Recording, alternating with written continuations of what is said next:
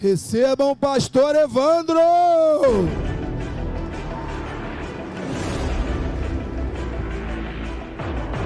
Meus irmãos, boa noite, a paz do Senhor Jesus.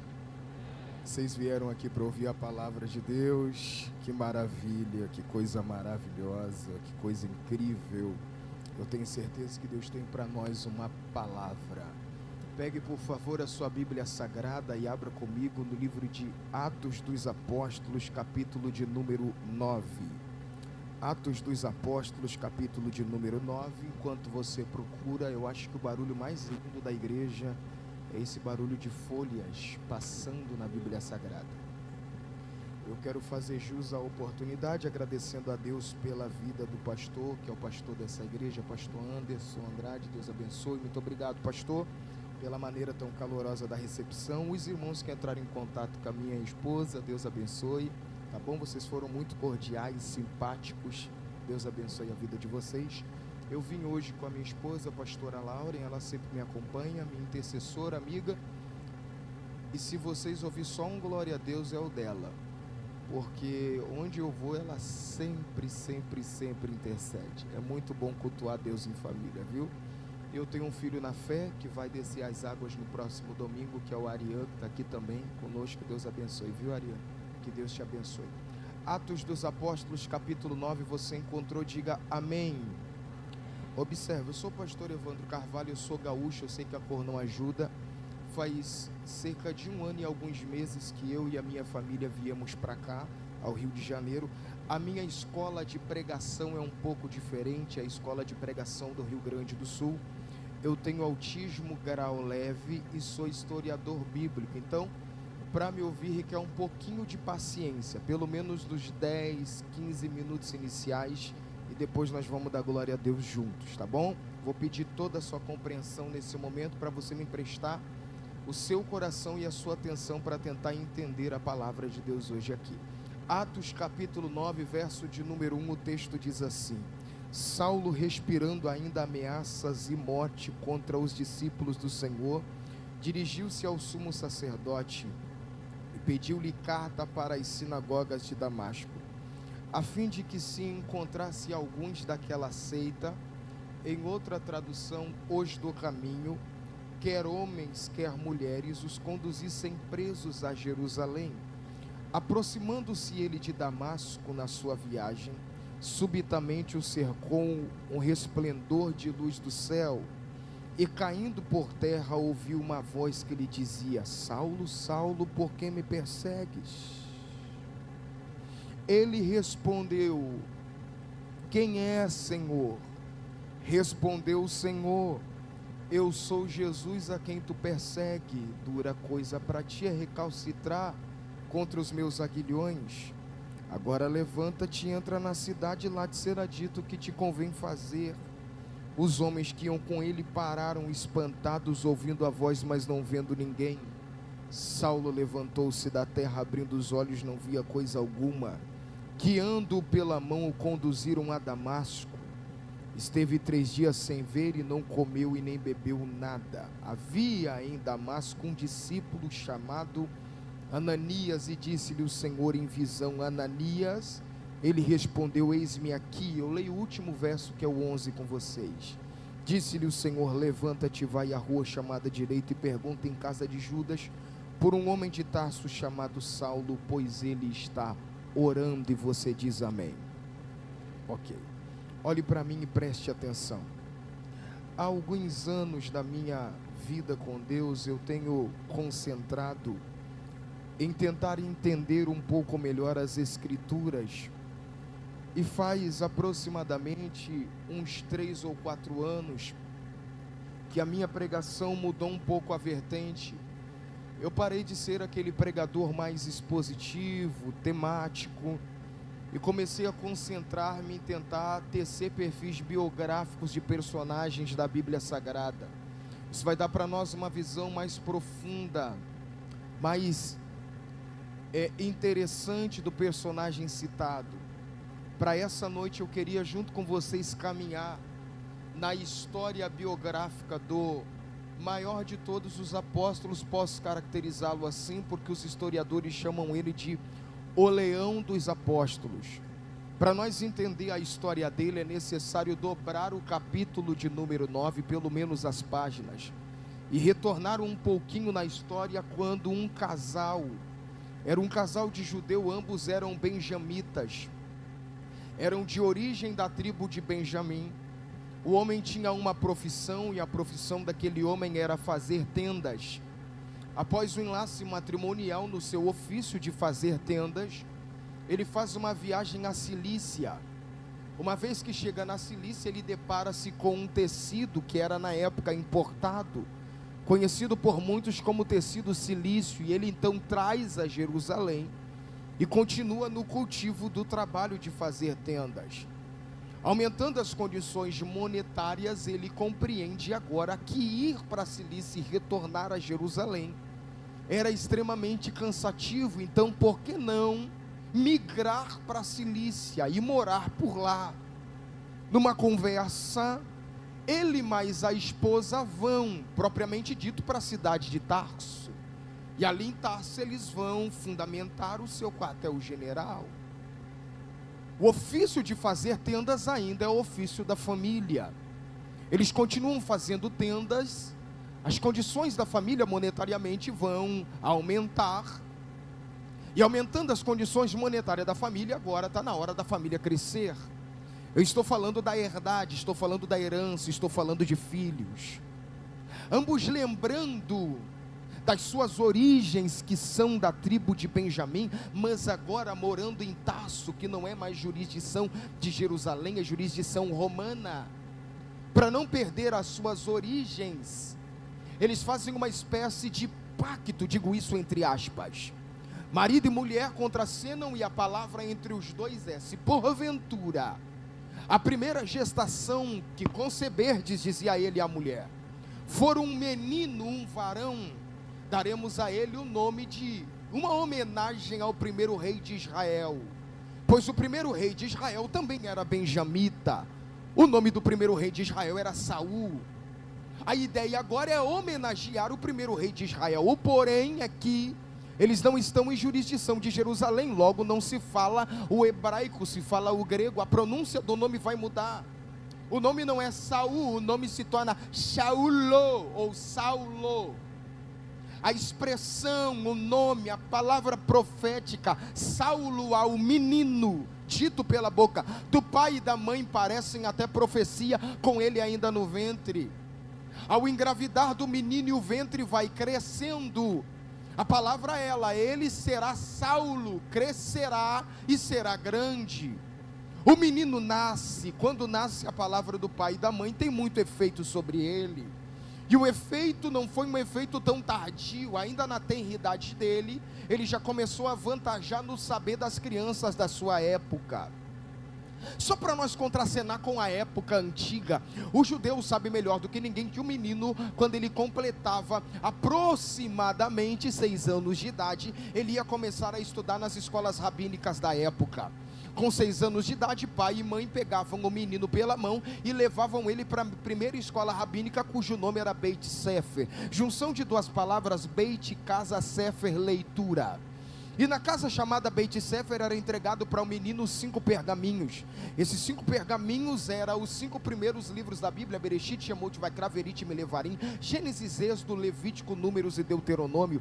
E esses pergaminhos eram entregues ao menino a fim de que ele não só aprendesse a ler, ele aprendesse a lei do Senhor. E todas as vezes que ele lesse, a lei do Senhor ia penetrando no seu intelecto. Ele recebia esses pergaminhos e ficava com os pergaminhos dos 6 aos 9 anos de idade. Quando ele completasse 9 anos de idade, agora já sabendo ler e compreendendo pelo menos um pouco da lei do Senhor, ele ia para Beit Midrash, junção de duas palavras, Beit, casa, Midrash, ensino.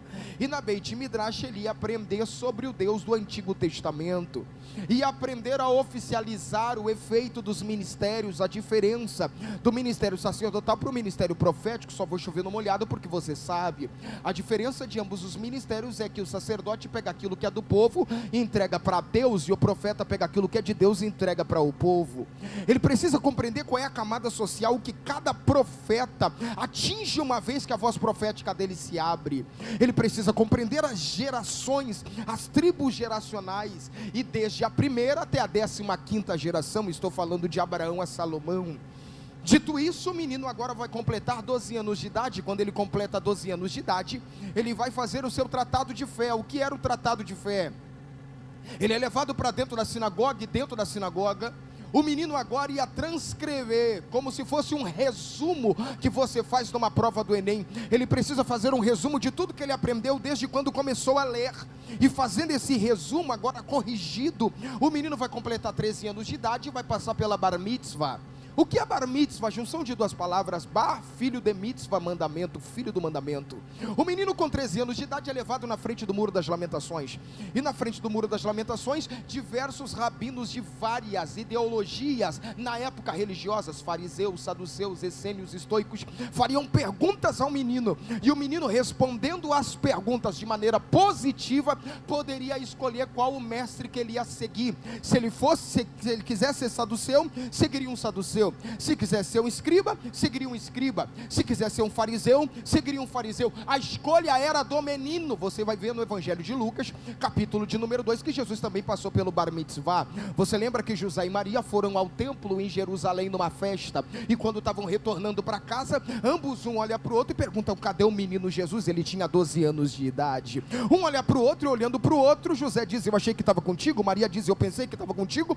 Então eles vão retornar a Jerusalém, e quando retornam a Jerusalém, Jesus estava sentado à frente dos doutores, que estavam fazendo para ele perguntas, e quando perguntava ele respondia, mas quando ele perguntava ninguém tinha resposta. E essa é a razão que Jesus não escolheu rabino nenhum para seguir, e quando ele procurou os discípulos, ele disse: não é vocês que me escolhem para seguir, é eu que escolho cada um de vocês para me seguir.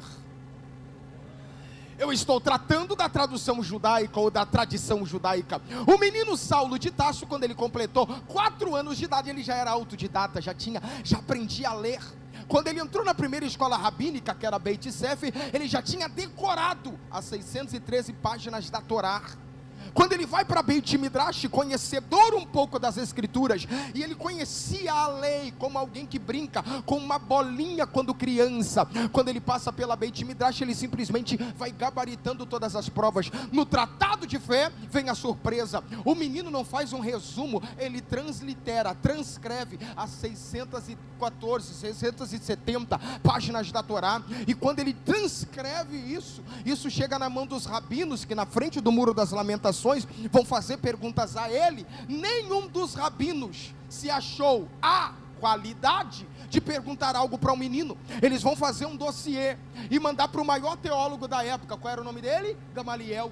Na época de Saulo tinha 2 escolas rabínicas grandes e formosas. A primeira era a escola de Shammah, uma faculdade formada em 613 preceitos do Antigo Testamento. A segunda, faculdade de Hilel. Quem era Hilel? Pai de Simeão. Quem é Simeão? Pai de Gamaliel. Gamaliel é simplesmente o neto do fundador da faculdade teológica. Era uma das mentes mais brilhantes da época antiga. Todo mundo, quando ouvia que Gamaliel ia discursar, meneava a cabeça para frente e não falava mais nada, a fim de ouvir o discurso de um homem que era douto de um conhecimento, letrado de uma inteligência que era quase absurda para os homens da época. Quando Gamaliel recebe um dossiê que tem um menino que tem 13 ou 14 anos de idade, que brinca com a lei na frente dos doutores, ele mesmo vem pessoalmente a Jerusalém para entrevistar o menino Saulo, e no início da entrevista ele vê que ele não está diante de um menino normal, ele vê que ele está diante de uma mente brilhante. Saulo, com 14 anos de idade, ganha uma bolsa facultativa para estudar na escola rabínica mais conceituada da época, a escola de Gamaliel. Ele faz uma viagem de 3 semanas até a faculdade de Gamaliel. Ao adentrar na faculdade de Gamaliel, está Gamaliel, o doutor, sentado, e ao adentrar a faculdade, quando Saulo assenta na sala de aula, a primeira frase que ele escuta de Gamaliel é: dura coisa para ti é recalcitrar contra os meus aguilhões. Para você essa frase não tem sentido nenhum, mas para as escolas do primeiro século, quando um professor dizia para um aluno: dura coisa para ti é recalcitrar contra os meus aguilhões, ele estava dizendo: você pensa que sabe alguma coisa, mas não sabe nada. É agora que você vai aprender o que te convém saber. Ao ouvir esta frase, ele se assenta aos pés de Gamaliel. É ele mesmo que diz: eu fui ensinado aos pés de Gamaliel. Ele se assenta e ele fica aproximadamente 14 anos assentado aos pés de Gamaliel, e sai dali um teólogo formado. Não só um teólogo formado, ele foi fundador da teologia sistemática. Foi o primeiro homem a sistematizar a doutrina bíblica. Após isso, Saulo vai fazer uma viagem para visitar a família lá em Roma. E quando ele chega em Roma, no centro de Roma, ele vê uma cidade chamada Atenas. E quando ele vê Atenas, ele fica apaixonado pelos alunos da filosofia, que discursavam com palavras belíssimas. E quando ele vê os alunos da filosofia discursando, ele não para no saber lá na teologia. Ele começa a estudar filosofia, tendo a oportunidade agora de discursar em dois grandes berços da filosofia. Primeiro, uma praça que ficava no centro de Atenas chamada Ágora. Ali os alunos da filosofia paravam para discursar seus pensamentos e teorias filosóficas. Segundo, um grande anfiteatro chamado Areópago. Por essas escadas um dia Sócrates e Platão subiram, e Saulo também teve a oportunidade de subir lá para discursar, e foi um discurso, diga-se de passagem, poderoso. Ele discursa sobre o Deus desconhecido. Agora ele é filósofo. Ele não é só filósofo, ele é poliglota. Ele fala fluentemente o hebraico, ele fala fluentemente o latim, ele fala fluentemente o grego e mais 5 idiomas siríacos. Ele era uma espécie de mente brilhante. Teólogo, filósofo, fundador da teologia sistemática, poliglota. Quem olhava para Saulo dizia: a mente dele é como uma esponja, ele absorve o saber. E todo mundo, quando ele abria a boca para falar, parava e ficava estupefato vendo a sabedoria daquele menino jovem brilhante. E tudo que estou falando para você, eu estou narrando a história de uma mente fantástica, de uma mente brilhante, e me permita usufruir dessa expressão. Saulo era o cara do momento. Mas me parece que toda essa história que eu acabei de contar para vocês vai a água abaixo o dia que ele encontrou com um homem cheio do Espírito Santo. Quem era esse homem cheio do Espírito Santo? Um jovem da igreja chamado Estevão, diácono que abria a porta e servia a mesa. Estevão nunca estudou na faculdade de Gamaliel, não era poliglota, também não era filósofo e também nunca estudou a teologia. Mas a Bíblia diz que quando Estevão abria a boca para pregar, o céu trazia cativo o coração dos pecadores ao arrependimento. Vamos agora entender um pouco da história desse super jovem chamado Estevão. A igreja começou a viver um grande crescimento. A ascensão de Cristo no capítulo 1 de Atos dos Apóstolos, a descida do Espírito Santo no capítulo 2, a pregação de Pedro, quase 3.000 almas. Imagine que a igreja em Jerusalém tinha 120 pessoas na descida do Espírito Santo, mas depois da pregação de Pedro, quase 3.000 almas se juntaram. A igreja simplesmente cresceu do dia para a noite. Você vai ver o capítulo de número 3, quando Pedro e João estão indo orar, e o coxo se levanta e já entra pregando, ali almas se convertem também. Você vai ver no capítulo 4, a segunda mensagem de Pedro, e nessa segunda mensagem de Pedro, a Bíblia diz que quase 5.000 almas se converteram. Junta 5 com mais 3 que converteram lá, com mais 120, a igreja de Jerusalém, em 4 capítulos, cresceu a um número de 8.000 pessoas. Crescimento absurdo, crescimento antológico. Aí me permita colocar teu pé no chão e dizer uma coisa: o crescimento é algo maravilhoso, mas o crescimento é algo perigoso. Quando você está crescendo, você precisa entender que o crescimento é como um cacto. Se você não souber dominar, você acaba machucando quem está perto e se machucando também. Todo crescimento vai gerar problemas, porque crescimento dá mais demanda. Alguém aqui quer crescer? Alguém aqui quer crescer? Então se prepare para ser apertado, moído, se prepare para ser às vezes até massacrado. Mas quando você estiver sendo apertado, massacrado, quando você estiver sendo moído, lembra de uma coisa: isso é sinal que você está crescendo. No crescimento você precisa compreender que as coisas já não são mais as mesmas. Quando você calçava 35, 36, o tênisinho era bonitinho, vinha com aquele cheirinho de chiclete. Mas de repente o teu pé começou a crescer, o dedo começou a apertar. E qual é o problema do dedo apertar? O problema do dedo apertar é que você gosta do tênis, mas o tênis já não te serve mais. E não é porque o tênis deixou de ser bonito, é porque você está crescendo, meu Deus do céu. Eu queria que você entendesse que crescimento é isso: sai você, vem você, você sai, você fica. É o momento que Deus começa a trocar as peças, e você precisa compreender que no crescimento você não pode ser peça forçada no tabuleiro de ninguém. Deus tem o espaço certo e o lugar perfeito para você. Você está crescendo. A igreja começou a crescer.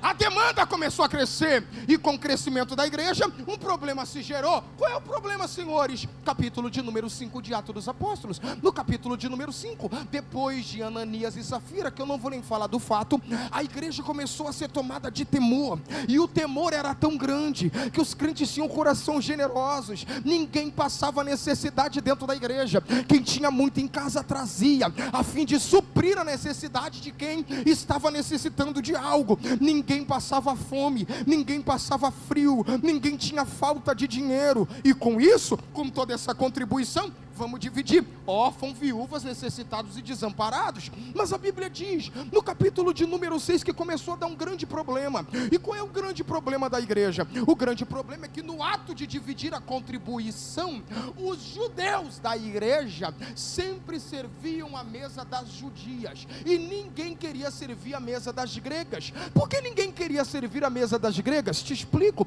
porque grego é gentil, grego não comunga com sangue de judeu. Então o judeu que era partidarista e religioso, que acreditava que a salvação era só dos judeus, eles diziam, essas gregas nem mereciam estar aqui dentro, então vão comer depois, e às vezes nem servidas eram. O que começou a acontecer? Essa galera, as viúvas gregas, as necessitadas gregas, começaram a reivindicar um direito, dizendo, por que quando nós vamos comer, as judias comem primeiro, e nós nunca somos servidas, e se tem uma mesa nossa do lado de uma judia, o judeu pula a nossa mesa para não servir.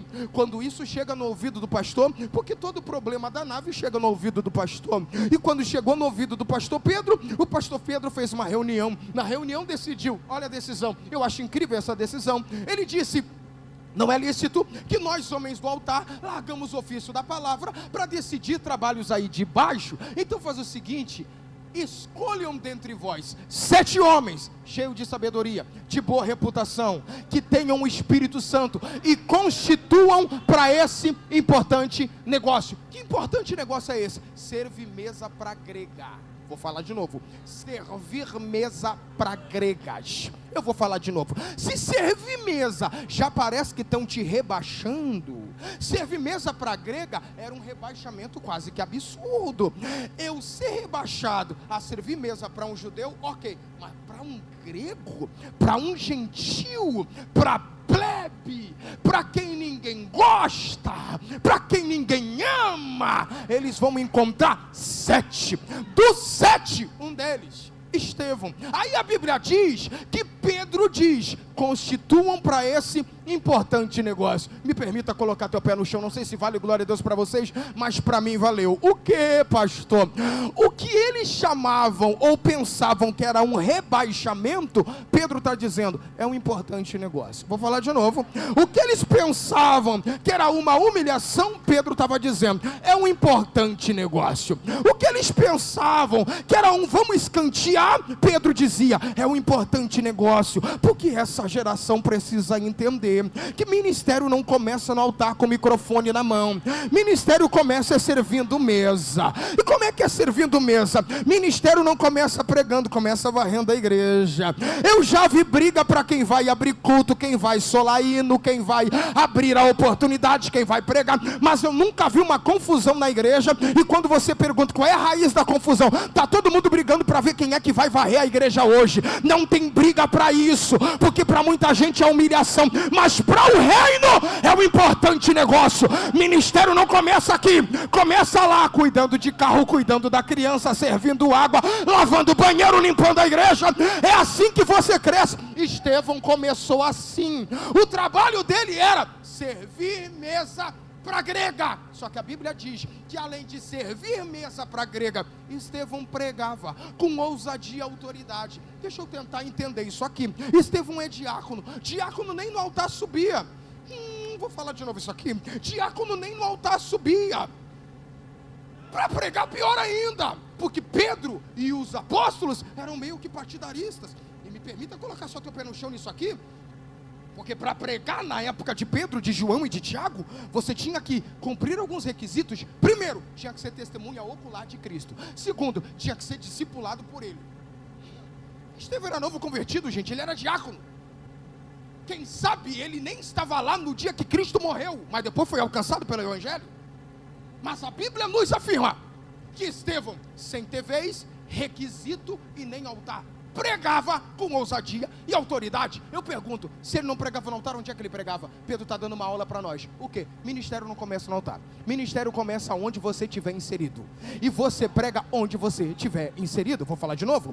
Você prega onde você estiver inserido. Eu me lembro de um dos pais da igreja, Charles Spurgeon. Ele disse um dia: pregue, pregue, pregue, pregue, pregue, pregue, pregue, pregue, mas pregue até que seja necessário você abrir a sua Bíblia. Porque a maior pregação não é com a Bíblia aberta na frente de um plenário. A maior pregação é com o teu testemunho diário. É provando todo mundo que você mudou. É provando para todo mundo que você foi transformado. Se roubava, não rouba mais. Se mentia, não mente mais. Se beijava na boca de todo mundo, não beija mais. Se ficava com todo mundo, não fica mais. Se andava no escurinho, agora você entendeu que a palavra é luz para o teu caminho. Você não quer mais ficar no...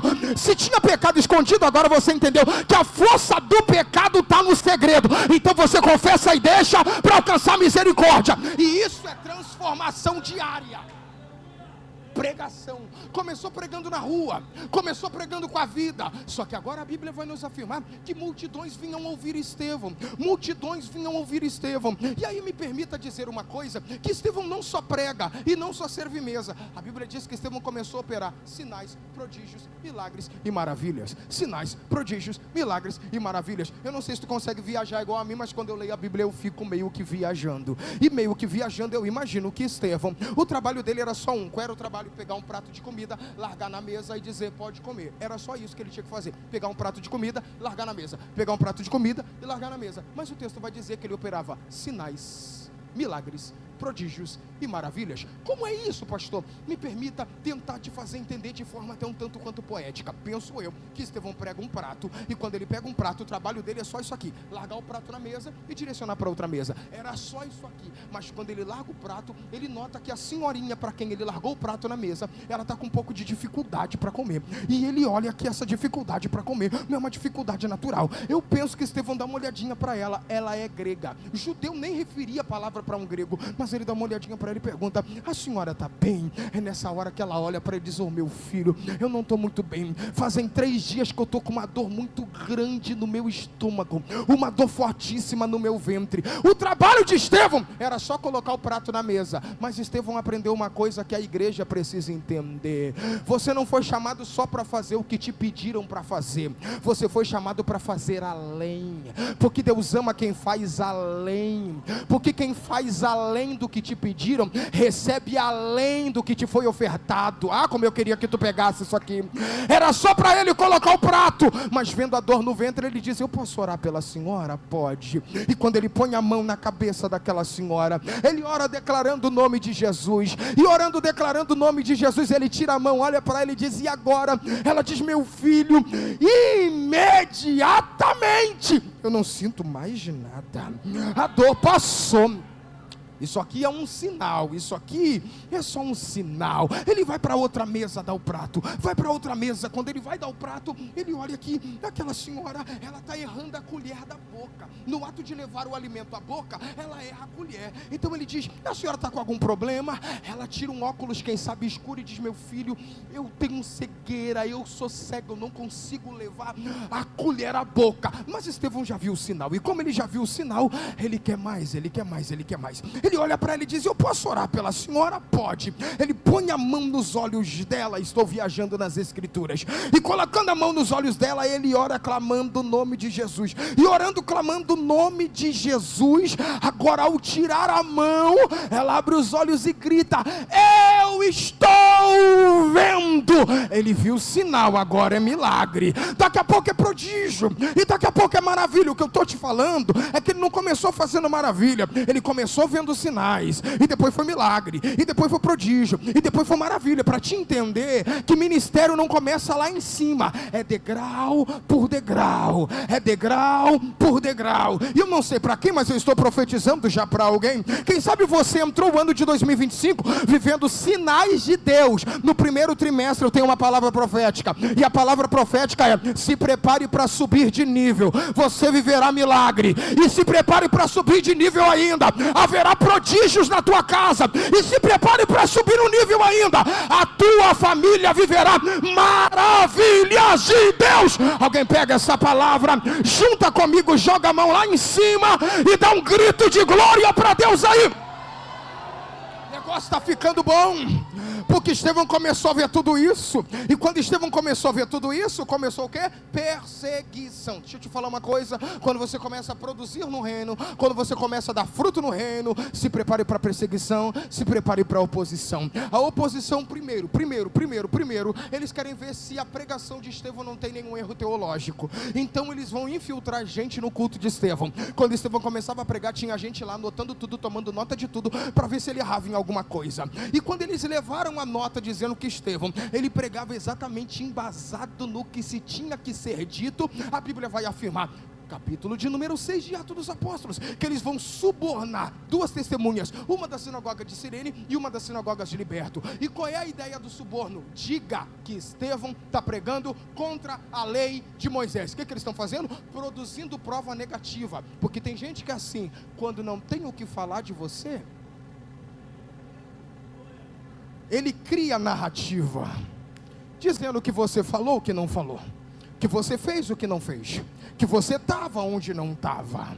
Eles se rebaixam a esse nível. E quando produziram essas provas, me permita dizer, a acusação é única. Qual é a acusação? Ele fala contra a lei de Moisés. Vai ser julgado aonde? Dentro da sinagoga. O que é a sinagoga? Capítulo 18 do livro do Êxodo. Quando Jetro, o sogro de Moisés, veio encontrar com ele, viu que Moisés era um, e o povo mais de 2 milhões. E todas as vezes que Moisés ia ter audiência com o povo, Moisés saía com dor de cabeça, com dor no corpo. Ele falou: um dia você vai morrer, você é sozinho para liderar essa gente toda, separa dentre os homens que estão contigo alguns, e lhe põe a eles como líderes, uns de 100, uns de 1000, uns de 50. Moisés então divide a unção que está com ele, com 70 homens, e dividindo essa unção, formulou o primeiro sinédrio, que era uma sinagoga. O que era uma sinagoga? Um grande pavilhão com 35 cadeiras na direita, 35 cadeiras na esquerda, uma cadeira no meio, representando Moisés e a própria lei.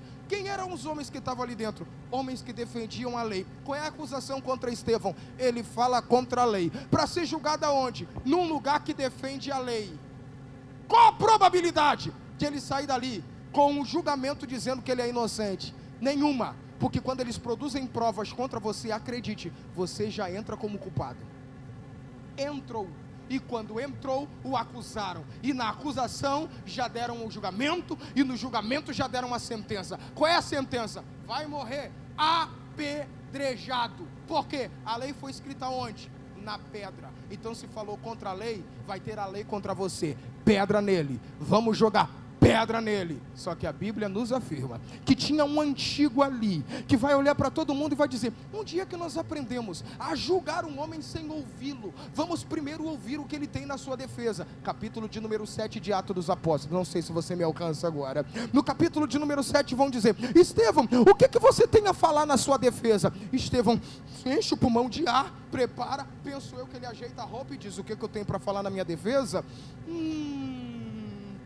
O que eu tenho para falar na minha defesa é que o nosso Deus tomou o nosso pai Abraão da além do rio e o trouxe para cá. E quando trouxe para cá, deu-lhe Isaac. E Isaac gerou Jacó. E Jacó gerou José. E José foi levado ao Egito, mas ele foi governador. E quando foi governador, ele trouxe toda a sua família. Trazendo toda a sua família, eles estão no Egito até que Deus levanta Moisés. E Moisés, depois de ter um encontro com ele na sarça, vai voltar ao Egito para tirar o povo de lá. E depois de tirar o povo de lá, Deus mandando 10 pragas, eles vão atravessar o Mar Vermelho e vão ir para o deserto. 56 versículos. E Estevão vai fazer o quê? Pregar. Ele simplesmente prega quase todo o Antigo Testamento, no momento que era para ele falar alguma coisa na sua defesa. Sabe o que Estevão dá para nós? É uma aula de justificativa, porque a ideia de quem prendeu é: vamos deixar ele falar para se justificar. E quando ele teve a oportunidade para se justificar, leitura rápida: eles me prenderam porque eu estava pregando, e se me prenderam porque eu estava pregando, me prenderam para mim parar de pregar, e já que me deram oportunidade,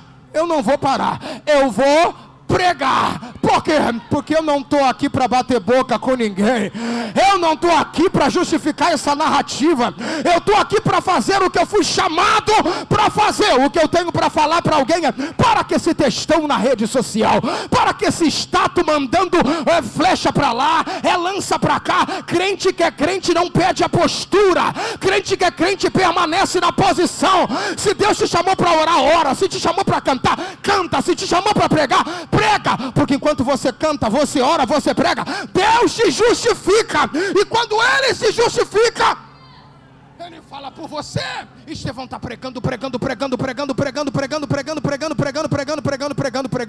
E a Bíblia diz que quem está ouvindo ele não dá glória a Deus. Pasma vocês, os pregadores de hoje pregam para a igreja dar glória a Deus, para levantar a massa. Estevão era diferente, porque ele está pregando e ninguém glorifica. E se fosse um pregador de hoje, pensaria até: meu Deus, o que está acontecendo? A mensagem está ruim. Mas Estevão está pregando e ninguém está glorificando. Bem pelo contrário, a Bíblia diz que além de não glorificar, eles estão fazendo isso aqui, tampando os ouvidos e rangendo os dentes. Porque tem gente que é assim: quando é para falar, ele fala, mas quando é para ouvir, tem uma galera que diz: se precisar falar, eu falo. Aí eu pergunto: se precisar ouvir, tu ouve também?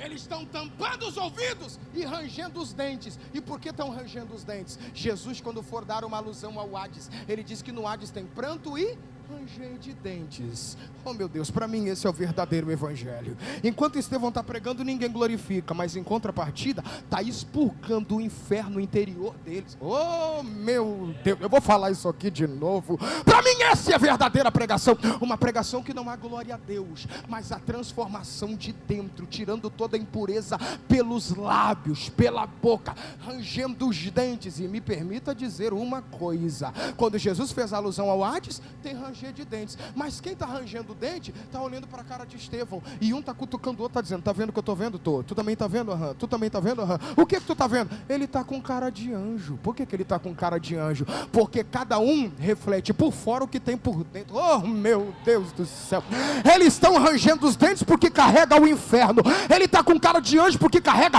um pedaço do céu dentro dele. Oh meu Deus, eu queria que tu entendesse essa palavra, e se entendesse essa palavra, você entenderia uma coisa em tese: o que? Quem carrega o inferno do lado de dentro tem raiva de quem carrega o céu. Ele quer matar, ele quer destruir. Enquanto Estevão está pregando, vão pegá-lo ainda no meio da pregação, levá-lo para a praça pública. Alguém com uma pedra arremessa uma pedra sobre ele, e quando arremessa a pedra, a Bíblia diz que Estevão se pôs de joelho. Alguém mandou ele ficar de joelho? Não. Alguém disse: se ajoelha? Não. Por que ele se põe de joelho? Para ensinar para mim e para você que a maior posição para levar a pedrada, estão te apedrejando, vai para o joelho. Estão jogando pedra, vai para o joelho. Estão te perseguindo, vai para o joelho. Por quê? Porque enquanto Estevão está de joelho e a pedra está pegando, ele levanta a cabeça. Quando levanta a cabeça, ele grita: olhai! Olhai! Alguém pergunta: olhai para onde? Ele diz: o céu está aberto. Por que o céu está aberto? Porque o céu não está aberto quando tem dinheiro na tua conta. Não. O céu não está aberto quando está tudo bem no teu casamento. Não. O céu não está aberto quando está tudo de vento em polpa. O céu está aberto quando tem perseguição, pedrada, injúria, calúnia. O céu está aberto, e Deus me trouxe aqui do Jardim América para falar para alguém: estão te perseguindo, olha para cima, o céu está aberto. E vão ver se tu me alcança. Ele não só diz que o céu está aberto, ele diz: o Filho do Homem está de pé no trono. Não sei se tu entende isso aqui, mas para mim agora Estevão é o maior pregador. Por quê? Porque enquanto ele prega aqui, ninguém levantou para glorificar, mas quando ele olhou para cima, Jesus estava de pé. É como quem diz assim: a honra que a terra não te dá, o céu vai te entregar. Permaneça na tua postura, o céu vai te honrar. Quando Estevão gritou: olhai, o céu está aberto, ele vai levando pedrada. Quem é que está ali como testemunha? Saulo de Tarso, porque ele é filósofo, e a filosofia dele diz que no momento de vida ou morte é normal um homem negar a sua fé ou a sua crença. Ele está lá esperando Estevão negar a fé, ele está lá esperando Estevão negar a crença. Sabe o que ele viu? Ele se deparou com Estevão imitando duas orações de Jesus no Calvário. Primeiro ele grita: perdoa eles, eles não sabem o que fazem. Segunda frase: nas tuas mãos entrego o meu espírito. E quando ele diz essa segunda frase, Estevão sucumbiu às pedradas. Faz sentido para vocês? Morreu. E quando morreu, vão pegar a capa. Quem é que está ali? Paulo. Quem era Paulo? Um dos homens do Sinédrio. Se você ler o capítulo 8 de Atos dos Apóstolos, estou chegando no 9, diz assim: e Saulo consentiu na morte de Estevão. O que é consentiu? Assinar decreto. A Brit Hadachá diz que consentir é assinar decreto. Uma das assinaturas para a morte de Estevão foi de Saulo de Tarso. Ele está lá como testemunha para ver a morte. E agora, quando Estevão morre, tem que ter cabeça para entender o que vou falar agora. Ele precisa levar a prova de que o homem que falava contra o Sinédrio e contra a lei foi punido. E qual é a prova? Uma capa ensanguentada do menino que pregava. Alguém pega a capa, larga na mão de Saulo, Saulo dobra a capa e ele tem que levar isso como prova do crime, porque para ele isso aqui é prova do crime, do julgamento. Para ele isso aqui é só uma capa, provando de que foi julgado o homem que falava contra o Sinédrio. Mas para Deus isso aqui é um chamado. Para Deus isso aqui é um chamado. Por quê? Deixa eu te explicar um negócio. Quando morre um homem, ele deixa ou herança ou legado. Qual a diferença de ambos? A herança você deixa para alguém, legado você deixa em alguém. A herança você diz: faz o que tu quiser com aquilo que ficou para você. O legado diz: você precisa continuar aquilo que eu não terminei. Elias e Eliseu, Deus chama Elias no capítulo 19, alimenta Elias, vai para Horebe, monte de Deus, porque eu estou te esperando lá. Quando Elias chega lá, Elias entra numa caverna. Quando entra na caverna, Deus chama duas vezes. Na segunda vez Elias sai para fora. Deus dá para Elias 3 missões. Primeiro, unge Eliseu, unge Jeú e unge Azael. Elias não ungiu nem Eliseu, nem Jeú e nem Azael. E como Elias não ungiu nem Eliseu, nem Jeú e nem Azael, segundo o livro dos Reis, capítulo 2, o texto diz que os dois estão caminhando. De repente veio um redemoinho, separa os dois. Elias sobe no redemoinho, mas para Eliseu não ficou herança, ficou legado. E o legado foi representado através do quê? De uma capa que caiu, porque o legado é mais ou menos uma passagem de bastão. Quando um professor ia deixar um legado para um aluno que ia continuar as suas aulas, ele tirava a sua capa, lançava sobre o aluno e dizia: aquilo que eu te ensinei, conclua, e o que eu não te ensinei, repasse a eles. Eu gosto disso aqui, porque isso aqui é transferência de legado. Dito tudo isso, eu acho que você está me alcançando. Quem deveria ser o apóstolo dos gentios? Foi ele quem começou servindo mesa para gentil. Foi ele quem começou amando os gentios. Mas como ele morreu como o primeiro mártir, a missão dele não terminou. E como a missão dele não terminou, uma capa vai passar esse bastão. E quando passa esse bastão, Saulo pega a capa. Na cabeça dele é só uma capa. Para Deus, um chamado. Você vai continuar o que ele não concluiu. Você vai continuar o que ele não concluiu. Lembra quando Deus fala com Ananias? Vai lá e fala para ele, porque eu vou ensinar para ele o quanto ele vai sofrer por amor ao meu nome. Essa chamada não era para ele, era para Estevão. Mas como Estevão morreu, o legado ficou com ele. E quando o legado ficou com ele, geralmente quem tem a capa tenta fugir da capa. Quem tem o chamado tenta fugir do chamado. Quem tem o chamado tenta jogar o chamado de lado. Saulo pega a capa. Quando pega a capa, ele segurou a capa. E quando segurou a capa, chegou no Sinédrio, ele largou a capa. E quando ele largou a capa, ele pensou: eu larguei a capa, o chamado não está mais comigo. Só que Paulo não entendeu uma coisa: quando você segura a capa, o chamado já não está mais na capa, o chamado está na tua pele. Oh meu Deus, o chamado está na tua pele. E como o chamado está na tua pele, para onde tu vai, o chamado vai atrás. Se eu vou para a direita, o chamado vai. Se eu vou para a esquerda, o chamado vai. Se eu venho para trás, o chamado vai. Se eu vou para frente, o chamado vai. É por isso que tem alguns historiadores, professores e pregadores que dizem: um escolhido não tem mais escolha, porque quando o chamado te escolhe, escolhe. E tente entender isso aqui: não é você que escolhe o chamado, é o chamado que te escolhe. E quando o chamado te escolhe, Deus começa a te perseguir. Davi sabia disso. Ele disse: para onde eu fugirei dele? Se eu vou em cima da montanha, ele está lá. Se eu vou para o abismo, ele está lá. Se eu vou para a floresta, ele está lá. Se eu vou para a cidade, ele está lá. Não tem mais para onde se esconder. Deus não me daria uma palavra como essa se não tivesse pelo menos uma pessoa aqui dentro, que você está aí no meio da multidão, fugindo do chamado. E como é que eu fujo do chamado? Eu faço tudo menos o que eu fui chamado para fazer, porque para mim o que eu fui chamado para fazer é muito pesado. Eu não me acho digno, eu não me acho útil, eu não me acho no nível para esse chamado. E me permita dizer uma coisa: quem disse que Deus te escolheu porque você é bom? Quem disse que Deus te escolheu porque você sabe fazer alguma coisa? Não, você não sabe nada realmente, você não tem nada realmente, mas quando Ele te chama, Ele te capacita, Ele te usa, Ele te transforma, Ele te renova, Ele te restaura. É Ele que vai conduzir os teus passos. Agora olha aqui para mim, porque eu me lembro quando eu tinha 15 para 16 anos, eu comecei a pregar a palavra com 6 anos de idade, mas quando eu tinha 15 para 16 anos, eu achei que eu poderia negligenciar o chamado, e eu saí da presença de Deus. E quando eu saí da presença de Deus, a minha fuga não durou mais de 2 meses, porque eu entendi que quando tu tem um chamado, parece que tem um anzol no teu nariz, aonde tu vai o chamado te acha.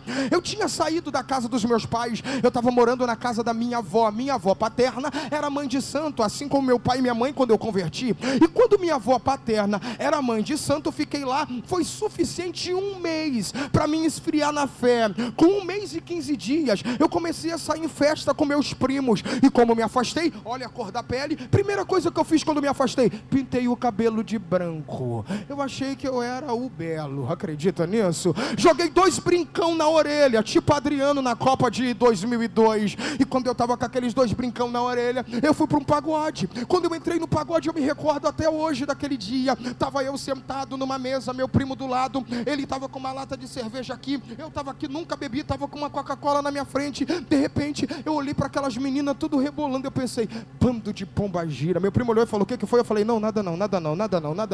Ele ficou me olhando ainda. Daqui a pouco, passou uns 10 minutos, tá chegando um amigo nosso, ele está com um cigarro entre os dedos e uma latinha de cerveja. Quando ele está chegando, eu falei: olha só, parece até um Zé Pilintra. Meu primo começou a rir, olhou para minha cara e falou: negão, não dá não, tu saiu da igreja, mas a igreja não sai de ti. Oh meu Deus, quando tu tem um chamado, tu não serve mais para nada, o mundo te vomita, da onde Deus te tirou, tu não é mais bem quisto, tu não serve mais lá, tu não cabe mais lá. Quando tu chega lá, eles começam a caçoar dizendo: tu não é para cá, tu tem cara de crente, tu tem jeito de crente, a eternidade está dentro de você, nenhum lugar te preenche mais do que o altar. O chamado te traz de volta para um lugar que você nunca deveria ter saído. Segure a mão de quem está no teu lado e diga para ele: não adianta fugir do chamado, não adianta fugir do chamado. O chamado te encontrou essa noite. Alguém consegue me alcançar? Levanta a mão, dá um grito de glória. O chamado te achou. Saulo quer fugir do chamado, e geralmente quem foge do chamado vai fazer o quê? Perseguir quem vive o chamado. Quem foge do chamado, persegue quem vive o chamado. Já viu o filho que foge do chamado? Ele começa a perseguir a mãe que está vivendo o chamado. Aí tu tá te arrumando para ir na igreja, teu filho começa: pô, de novo igreja, mãe? Toda hora igreja, mãe? É quem está fugindo do chamado, se levantando contra quem está vivendo o chamado. Já viu o marido quando não é crente? A mulher está indo para o culto, ele está dizendo: de novo culto? É segunda, é terça, é quarta, é quinta. É quem está fugindo do chamado, perseguindo quem está vivendo o chamado. Saulo seguiu a risca, porque ele está fugindo do chamado e pediu cartas para perseguir quem está vivendo o chamado. E ele vai lá conversar com o sumo sacerdote. Estou caminhando para a conclusiva. E quando ele chega lá, o texto diz que ele pede cartas. E o que está escrito nas cartas? Eu preciso de uma autorização para trazer preso. Para quê? Trazer preso, limitar, prender, algemar. Quem está vivendo o chamado. Ele pede cartas, e nas cartas está escrito: eu preciso prender os daquela seita. Que seita? A seita do chamado. Porque, diferentemente daquilo que você imaginava, os cristãos do primeiro século não pregavam dizendo: Jesus salva, cura e liberta. Eles replicavam a maior pregação de Jesus, que foi feita para Tomé. Quando Tomé falou: Senhor, para onde tu vai? A gente não sabe o caminho. Jesus abriu os braços e gritou: Tomé, eu sou o caminho, a verdade e a vida. Então os crentes, quando iam pregar, eles estavam passando, olhavam para alguém e diziam: está perdido? Tô. Então aceita Jesus, porque Jesus é o... Olha como você pegou rápido. Eles ficaram apelidados de aceita do caminho. Então ele vai pegar carta para perseguir os do caminho. Aí a Bíblia diz, isso aqui é semântica, vê se tu pega. A Bíblia diz que ele pega a carta para perseguir os do caminho, e ele descobriu que os do caminho estavam em Damasco. Aí a Bíblia diz, estou dentro dela, que ele pega a carta para perseguir os do caminho, mas no meio do caminho, o caminho apareceu para ele. Não é possível que tu não pegou, vou falar de novo. Saiu de carta para perseguir os do caminho, mas no meio do caminho, o caminho apareceu para ele. E quando o caminho apareceu para ele, veio num clarão. Quando o clarão brilhou, a Bíblia diz que Saulo caiu. Por que que ele caiu? Porque esse é o primeiro sintoma do homem que se encontra no caminho. E qual é o primeiro sintoma do homem que se encontra no caminho? Ele cai. Por que que ele cai? Porque Deus nunca vai levantar o homem que ele não tenha derrubado primeiro. Primeiro ele te derruba, depois ele te levanta. Pastor, por que que ele me derruba? Para você nunca pensar que é a última Coca-Cola do deserto, o último biscoito do pacote. Ele te joga lá na lama, e quando tu tá na lama, ele vem com a mão dele chamado graça, dizendo: tá vendo da onde eu te tirei? Lembra sempre da onde eu te tirei. Oh meu Deus, ele estende a mão. E quando Saulo está caído, o texto diz que vem uma voz de dentro do clarão, e a voz vem gritando: Saulo, Saulo! Eu conheço o quê? Nem 3% do povo que está aqui dentro, mas digamos que você vai me conhecer no final do culto. Eu estou lá na porta, você vai estender a mão para mim, eu vou estender a mão para você, então você vai dizer o seu nome, eu vou dizer o meu, porque é assim que você conhece alguém pela primeira instância. É mais ou menos assim. Eu estendo a mão e digo: muito prazer, Evandro Carvalho. Você repete para mim o seu nome dizendo muito prazer e diz o seu nome. O ato de conhecer uma pessoa é assim: eu falo o meu nome e você fala o seu, e a partir do teu nome eu te conheço, e a partir do meu nome você me conhece. Deus é diferente. Quando ele se encontra contigo pela primeira vez, ele nunca fala o nome dele, ele fala o teu. E por que que ele fala o teu? Para te mostrar: você não me conhece, mas eu sei quem você é. Saulo, Saulo, por que me persegues? Por que me persegues? Será que eu falo isso nesse dia? Eu queria que você me alcançasse, que existem alguns pregadores que dizem que Deus deixou Saulo cego. Eu digo que Deus não deixou Saulo cego, só mostrou que ele sempre foi cego. E por que ele sempre foi cego, pastor? Me permita te dizer, ele estudou aos pés de Gamaliel, sistematizou a teologia. Estudar aos pés de Gamaliel, ele estudou o quê? Teologia. E o que é teologia? Estudo de Deus. E agora Deus diz: Saulo, Saulo, por que me persegues? Ele levanta a cabeça e diz: quem é Senhor? Como é que tu estudas sobre esse Deus, e quando ele fala contigo, você pergunta: quem tu é? Não, eu não estou te deixando cego, só estou te mostrando que tu sempre foi cego, porque tu sabe muito sobre mim, mas não discerne a minha voz. Você sabe muito sobre mim, mas não tem intimidade para saber quando eu... Oh meu Deus, isso aqui é a geração que a gente vive hoje. E que geração é essa? Vê se tu me alcança para dar um glória a Deus. Ele vai correndo e grita: o Senhor me chamou? Eu não te chamei, vai dormir, Samuel. Samuel voltou e ouviu: Samuel. Ele vai correndo e diz: o Senhor me chamou? Não, eu não te chamei, vai dormir, Samuel. Ele vai deitar. Quando está deitado pela terceira vez: Samuel. Ele vai correndo e: o Senhor me chamou? Ele entendeu agora algo tremendo. O que ele entendeu? Que Samuel está ouvindo uma voz que não conhece, mas ele conhece uma voz que não ouve. Agora aquele que conhece a voz que não ouve vai ensinar aquele que ouve uma voz que não conhece. Quando tu chega lá e chamarem o teu nome, pode gritar: fala que o teu servo ouve. É posicionamento. Saulo, Saulo, por que me persegue? Quem é, Senhor? Aí ele responde: eu sou Jesus, a quem tu persegue. Dura coisa para ti é recalcitrar contra os meus aguilhões. Vamos voltar, eu acho que tu não te lembra. Quando ele entrou na sala de Gamaliel, primeira coisa que ele ouve: dura coisa para ti é recalcitrar contra os meus aguilhões. Quem era ele? Com 14 anos, um menino que tinha decorado a Torá, mas agora ele é um homem de quase 40 anos. Ele é poliglota, ele é teólogo, fundador da teologia sistemática. ele é filósofo, e mesmo assim o clarão grita para ele: dura coisa para ti é recalcitrar contra os meus aguilhões. Como quem diz: tu pensa que sabe alguma coisa, mas não sabe nada. É agora que tu vai aprender o que te convém saber. Por quê? Conhecimento tu aprende com livro, mas sabedoria é temor. É só com o joelho no chão e com a boca no pó, não é de qualquer jeito não. Ele pergunta o seguinte: o que é que o Senhor quer de mim? O caminho responde: vai andando e no caminho eu te explico. Não pegou, não é possível. Ele saiu de manhã com carta para perseguir os do caminho. No meio do caminho, o caminho aparece, e quando ele pergunta: o que eu faço? O caminho diz: vai andando e no caminho eu te explico. Para aprender de Deus não é do dia para a noite, é permanecer no caminho.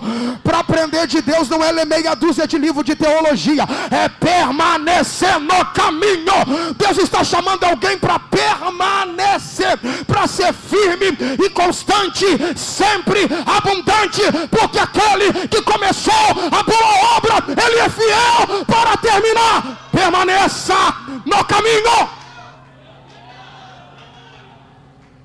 Segure a mão de quem está do teu lado. Eu finalizei aqui a primeira vez que eu te incomodo. Segure a mão de quem está do teu lado. Diga para ele: permaneça no caminho. Permaneça no caminho. Deus vai levantar uma nova geração de jovens que vão impactar este Brasil. Mas é uma geração diferente. Não é uma geração morna, que no culto de festa ele está aqui com a camiseta do coral, mas no meio do ano ele se desvia. Não, não, não. É jovem que vai permanecer. Eu sou crente em março, mas sou crente em abril, sou crente em junho, sou crente em julho, eu sou crente de... Quem pode levantar a mão? Permaneça no caminho.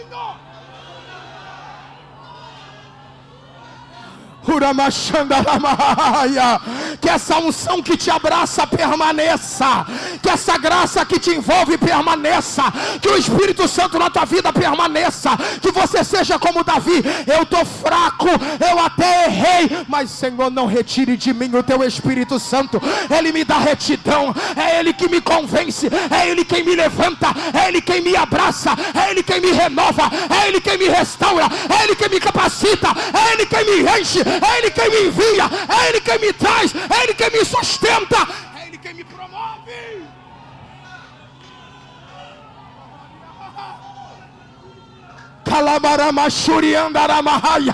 É conferência, ativa a tua fé, ativa o teu chamado, se ativa para o chamado de Deus. Não é tempo de brincar, não é tempo de viver na igreja como se Jesus fosse teu garçom e você fica aí sentado esperando. Vamos ver se a mensagem fala comigo.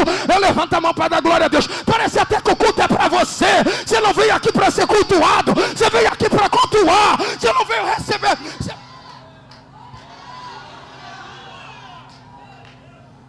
Você veio entregar. Você pode ficar de pé comigo? Oh, glória a Deus.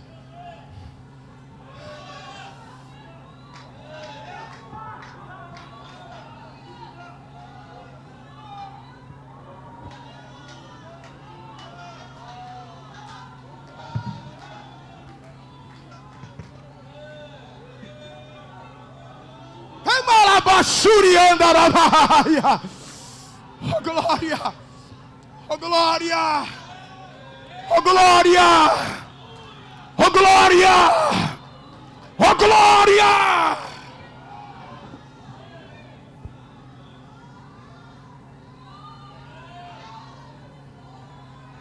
Finalizo minha fala, mas antes disso eu não posso terminar.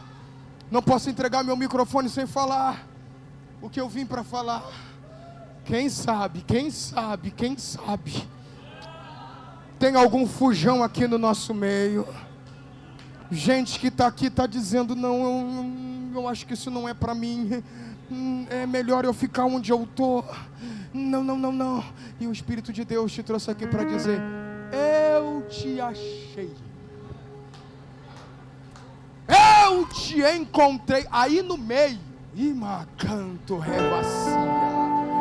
É por isso que quando eu pregava aqui, você arrepiava aí. Ele te achou. Uramai canto revacia. E Ele me trouxe aqui para dizer: não é mais tempo de fugir. Vai precisar que eu coloque o anzol no teu nariz. Vai precisar que eu faça o que eu fiz com Ezequiel, te puxe pelos cabelos e te traga. Ou vai entender que não é você que escolhe o chamado, é o chamado que te escolhe. Eu não posso demorar mais do que 30 segundos. Eu quero orar por uma ativação profética aqui.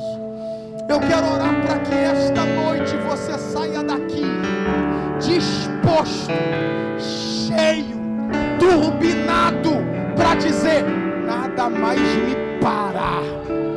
Eu vou viver o meu chamado.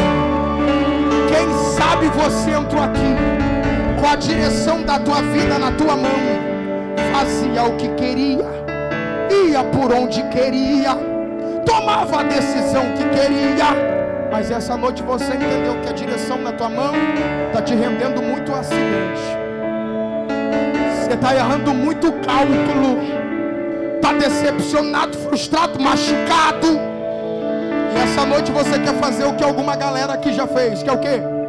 Sair do banco do motorista, sentar no banco do carona, abrir a porta do motorista e gritar: Jesus, eu entrego a direção da minha vida nas tuas mãos.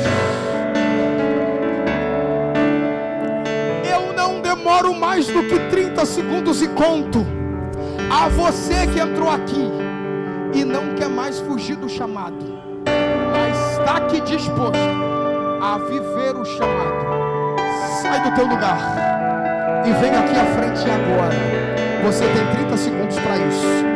Eu sei que eu não estou lançando palavras ao vento e nem gastando saliva. Deus não me daria uma palavra como essa se não tivesse alguém fugindo aqui. Você ainda tem 18 segundos para sair do seu lugar e vir aqui à frente. Eu tenho uma pessoa, eu sei que tem mais. Sai do teu lugar agora.